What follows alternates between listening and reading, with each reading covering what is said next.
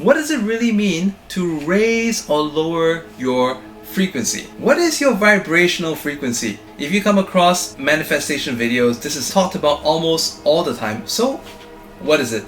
In this video, I'm going to explain it to you. I'm also going to explain how alcohol affects your frequency as well. Let's jump straight into it. You got a computer. Back in the day, maybe 20 years ago, we were talking about how many megahertz is this computer. Obviously, the more megahertz that it has, the better it is. And a couple of years later on, it went into the gigahertz. And we look at the computers that you're using right now. Maybe you can comment below this video how many gigahertz is your processor and how many cores does your processor have. Because nowadays, compared to when I was a child, it's multiple cores, it's into the gigahertz. 2 point something, 2.9, maybe even like 3 point something by now. I'm not really keeping tabs on this, but some of you are gamers and geeks out there.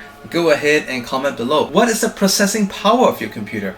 Now, we go into this word processing power. This is what frequency is really about. With a higher frequency processor, it is able to solve more calculations, problems, more simulations, to do more processes. It can do more things, more operations per second. When we talk about raising our vibrational frequency, you may have heard about how the average person only uses 3% of their brain. But if we could use even 10% of our brain, what would that be like? I've also mentioned in my previous videos, I even showed you a picture of all these grid lines. If what you want to achieve and manifest is at this frequency, and you are right now here, and you need to raise yourself to this level in order to unlock what exists over here. All these things that you want in your life, all these things that you want to achieve, they require a certain capability. But right now, you are not capable yet. Maybe this is requiring 4 gigahertz and maybe you're at 2.9. We need to overclock, boost, upgrade, whatever, so that we can come up to the level of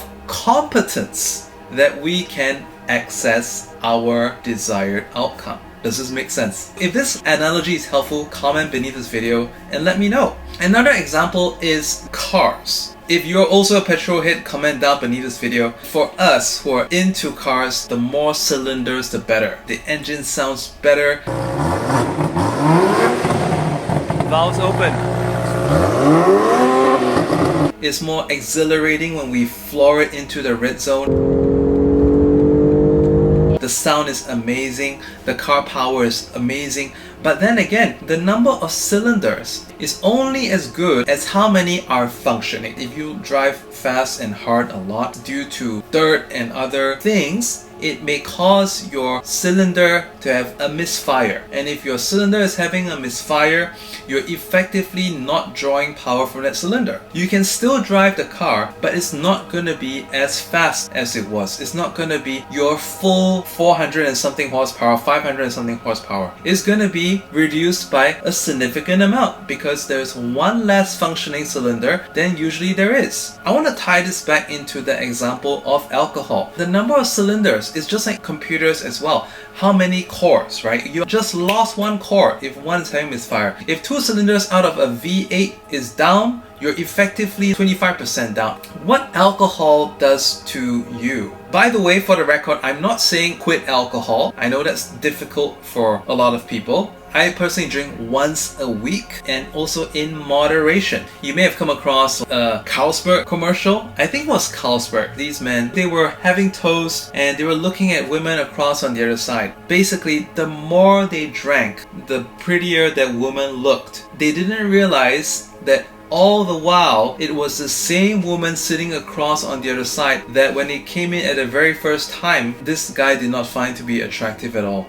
Protect your frequency. Because like I said, I drink once a week, right? So I typically go to a shisha bar. I will order 1 bottle of beer, not more than that. It relaxes me, but not to the point that impairs my judgment and thinking. So for the first time ever, I decided to join in with a regular over there. We did have some common topics, cars and vertical jump. He had 2 other friends join in afterward. That was when it began. When I heard the conversations, like it was basically like family drama, bad debts with other people that they know, problem with people at the workplace. I was like, oh my god, what did I get myself into? I should have just stuck to my own personal space. It was at that moment that I decided that I fucked up. the staff at that place know that I'm kind of eccentric. I didn't want them to know that I'm also like antisocial.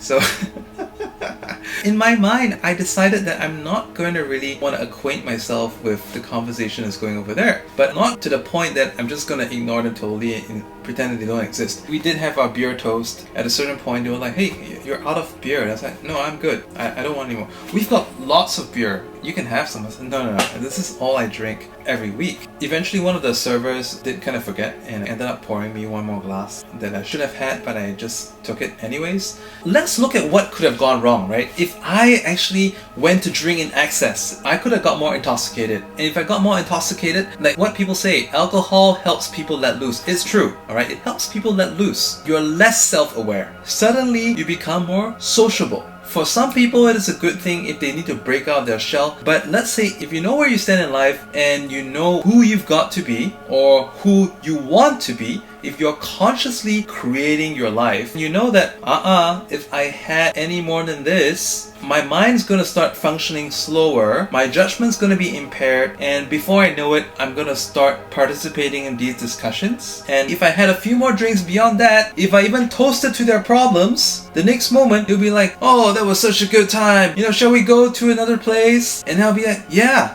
Next place, maybe more beers or even some bottles. The next morning, feel hungover, headache, and I wonder, what the fuck did I do last night? How did I even come to drink that much? Why did I bar hop 3-4 places? If you think back about it, at that point of time, with that mental capability, you made the most logical decision based on our standards. If we lowered our standard, we made worse decisions. A given. That's why I say protect your frequency. On the other hand, if we raise our frequency through going monk mode, meditation, mindfulness, education, participating in good communities that edify, grow, help ourselves to progress, and treating your body like a temple, like working out, increasing your attention span, eating better foods that are nutritious to you, controlling your intake, doing intermittent fasting, doing carnivore or keto diets as appropriate to your body type. All these things are to improve your level of performance. If we're using the computer example, it's the equivalent of upgrading and even putting the best cooling fans and injection cooling, etc. For cars, it's like a whole tuning up, right? When you tune the car,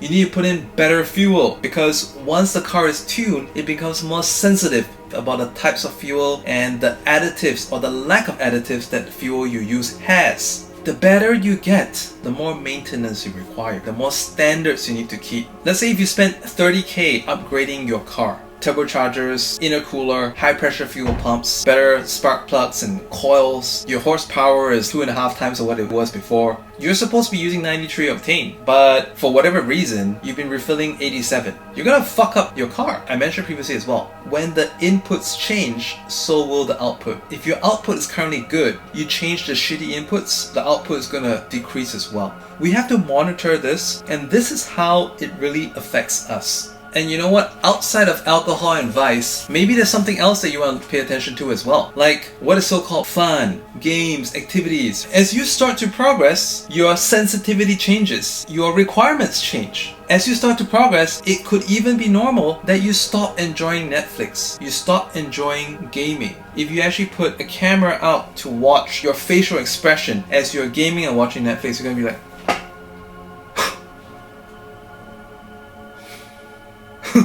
you start thinking, wow, I wasted my time. There will come a time where the real fun is cranking out new achievements. When you realize that all the sacrifices that you made, you're actually happy with it. And you are happy with the disciplined life, that you actually find fun in hard work and discipline. I hope you like this video. My channel here, Inspired at Random, is all about manifesting and helping people to achieve the best version of themselves and to bring what's still in here into a reality that other people can experience together with you. If you'd like to learn more, I have a community, Inspired at Random. It's on the school.com platform. The link is down in the video description. Go check it out. In the meantime, watch another video over here.